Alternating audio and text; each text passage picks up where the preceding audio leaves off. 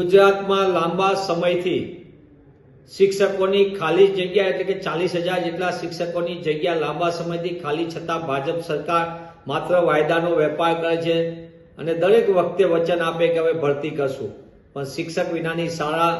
એના કારણે ગ્રામીણ વિસ્તારના બાળકોના શિક્ષણ ઉપર ગંભીર અસર પડી રહી છે। એક તરફ ટેટ પાસ થયેલા હજારો યુવાન યુવતીઓ સરકારને ભરતી માટે વિનંતી કરે, પણ સરકાર એ દિશામાં કોઈ નક્કર કાર્યવાહી ન કરે, અને બીજી બાજુ જ્યારે ભરતી માટેની માંગ ઊભી થાય ત્યારે સરકાર નત નવા નાટકો શરૂ કરે, ક્યારેક જ્ઞાન સહાયક લાવે, ક્યારેક બીજી રીતે સિસ્ટમ લાવે, ત્રીજી વખત લાવે, અને હવે તો સરકારે સંપૂર્ણપણે શિક્ષણનું દેવાળિયું કાઢવું હોય તે રીતે આઉટસોર્સિંગના નામે શિક્ષક સહાયક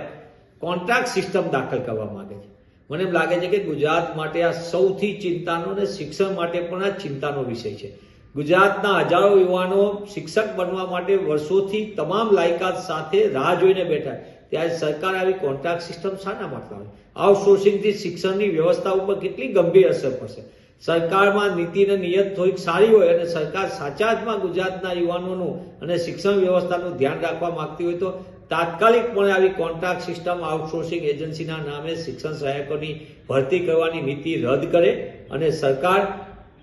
તાત્કાલિકપણે શિક્ષકોની ભરતી પૂર્ણ કરે, તો જ ગુજરાતની શિક્ષણ વ્યવસ્થા સુધરશે, અને ગુજરાતની શિક્ષણ વ્યવસ્થા સુધરશે તો જ ગુજરાત ગતિશીલ ને પ્રગતિશીલ બનશે।